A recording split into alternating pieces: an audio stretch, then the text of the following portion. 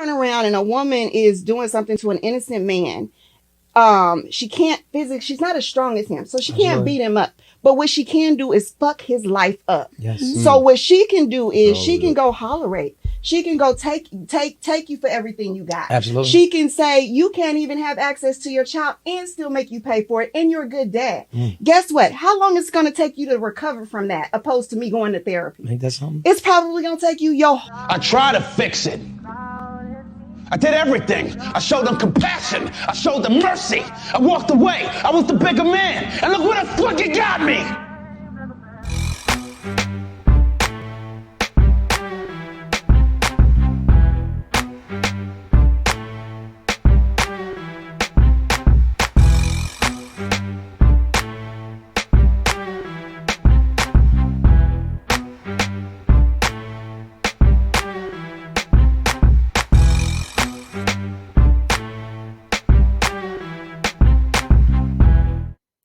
What's happening, fam? L.A.R. movement still moving. Subscriber die trying. You see a thumbnail, more importantly, you saw the clip. Let's get into this a little bit. See, people, have talked about men being toxic and trauma and needing therapy and needing some healing. And I ignore most of it because I think it's BS. And the reason I think it's BS is because of what the young lady said. And maybe it's just my personal experience, but I'm not the only one. When it comes to the things that a woman could do to mess up your life, it's pretty infinite in America. And why I say it's infinite is because there isn't really, they're just starting to actually start to go down a you need consequences route. And they ain't even really doing that all the way. So how many times has a woman destroyed a man's stuff? Whether it's car, clothes, inside the house, furniture, it just, you know, some of y'all burned cars and try to burn down houses. And let's just be honest. What really happened to you? Did you go to jail for being an arsonist? No. Did you get a felony for the damages you created? No. Because even when they get to court, they try to give them a misdemeanor.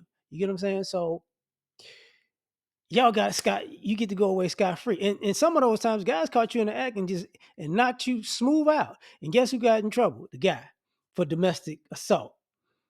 You get what I'm saying? That's how that normally goes. How many women have got a guy fired from his job? And it'd be a lie. But hey, he's already fired. Cool.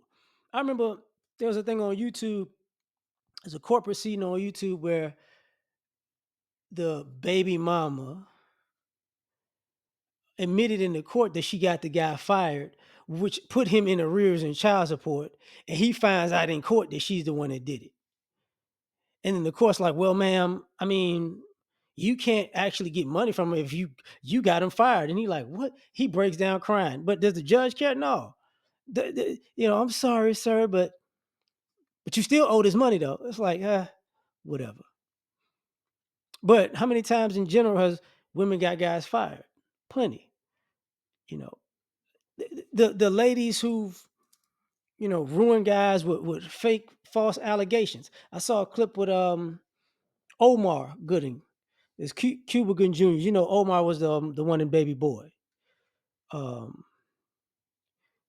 He was like, these people who make all these allegations, they need to actually do some jail time because you see it all the time. Allegation, allegation, allegation, allegation, allegation. Is there any proof? No. But the allegation is locking guys up left and right. The allegation is ruining guys' life left and right. The allegation is having people plastered all over social media left and right. Not a big deal. Does he need therapy from these things? Don't have time for it. You know, um,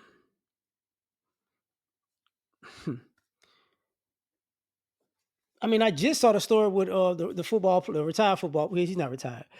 Earl Thomas, him and his wife got into it before. She pulled a gun on him before. Did she go to jail for that? Absolutely not. He was cheating. He got caught. She pulled a gun up to his head, and hey, it's not excessive because he was cheating. That's how they look at it. If he was him with a gun with her, it'd be a problem.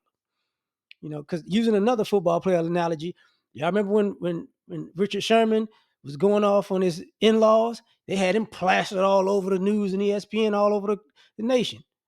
It was all good. It's all right though, you know.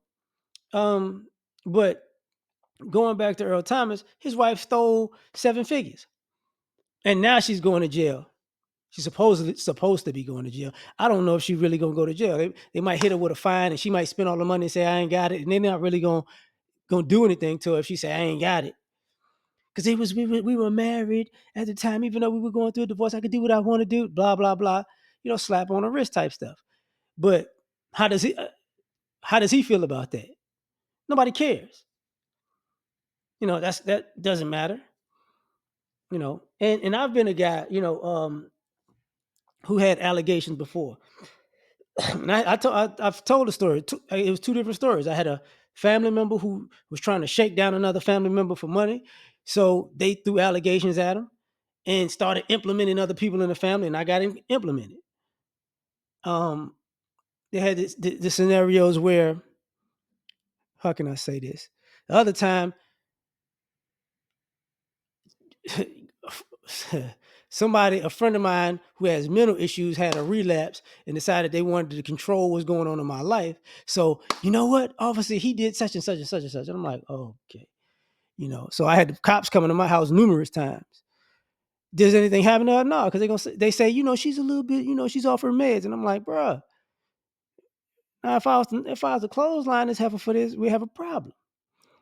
So that becomes an issue, becomes a huge issue, because there's nothing that can be done. As far as the parental alienation thing, I had to pause, so I'm back. They don't have a real consequence for alienation either. So, but if the guy goes through a depression, or he's getting angry, he's losing his mind, he's having issues because of those things, it doesn't count. Nobody cares, right? So you wind up with that part of it. And I'm saying these things, they're all like separate things and separate incidents, even using real life and the stereotype of it together. But you got to understand, for most people, some of these things or all of these things are put in together for their life. You get what I'm saying? So they got to deal with multiple of the things that I'm talking about. Speaking of accusations, if you remember the Ayanna Van Zant Fix My Life episode where the father got lied on that said he was touching his kids inappropriately, and those kids was grown, and that man, he's in his 50s and 60s, and the mothers are 50s and 60s at the time when they find out it was a lie. But the guy had to go around town being looked at that for all those years. Probably affected his employment, probably affected, his relationships with people. And, there are people I've seen people that happen to. So it doesn't matter. And then, you add into the part where the guys who were told that they were the father, and then they wind up not being the dad, the mental strain that happens. Like, you saw the thing with Ricky Smiley recently when he got the twins, but the guy that thought he was the dad, he crushed. And nobody really cares. They just move on like, hey, man, Ricky Smiley got new twins. But the guy that thought he was a dad is just like, oh, wow. What does he got to go through with that? Because it's it's overlooked. And not to mention the things a guy goes through when that bond breaks, or when he realizes he got played. Nobody cares. Nobody cares about that type of stuff.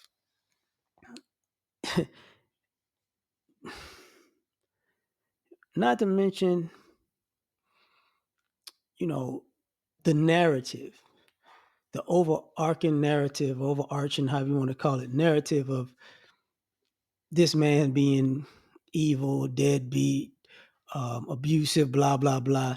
And the things he has to go through there. Sometimes you get your friends and family members to attack somebody, but they've done the best they could to damage this person in a plethora of ways. And then, like I said earlier about the guy on Iyanla Vanzant. Then it comes out to be a lie. But everything everybody did, there is no consequence for. You get what I'm saying? There's no consequence for that type of stuff. So there's nothing that can't be done to a guy. And guy's been stabbed, guy's been shot, guy's been, killed, and it's a crime of passion, so it's not really real. It's like, what do you mean? It's not really real. Like, also, if he saw you cheating, he ran you over with a car, you think he's not getting life. But if you run him over because I saw you cheating, give her a couple years. It's not that bad. It's. I think for a guy, it's pretty much the closest thing you're gonna get to being shot by the police. Because if you get shot by the police, if you're alive, you may be able to sue and you might get some money. But nobody's going to jail. Nobody, if you get killed, I was doing my job. I felt for, you say the regular speech, I was doing my job, I was in fear for my life. I thought he had something. Nothing. Guy's back at work, partying with his friends, and at some time laughing about how he killed you. That's how that goes, right? But that it's pretty much for a guy. That's the similarity to it, because there's no real consequence, and you got to deal with everything. See, everybody else get to go on with their life and act like, oh, I had a traumatic situation, because some of y'all got a traumatic situation because the dude went off. Like after so many things was done, he hit his breaking point and he went off, and then that's your traumatic story of what you went through. But all the other stuff that you did don't count. You get what I'm saying? So people, this is normal about messing up people's lives. It's normal. It's so normal. It's part of the American fabric. And even when you get online, you these things, when you bring them up individually, they're individually justified and made an excuse for it. Even if they got to make up some BS excuse. He had to do something. This had to be this, but she was going through this and this. It's like, whatever. You know what I'm saying? So this is the society that we live in. And when we talk about mental health, sometimes guys don't have time for mental health, because while all of this stuff is going on, you might still be under the umbrella of alimony or child support, or, or just life. So this is what the stories that don't get told, that everybody knows exist. It's crazy, but I'm done. Like, share, subscribe. Catch you on the next one. Peace. All I ask is, when you lay your head on that pillow at night, I gave you everything I had.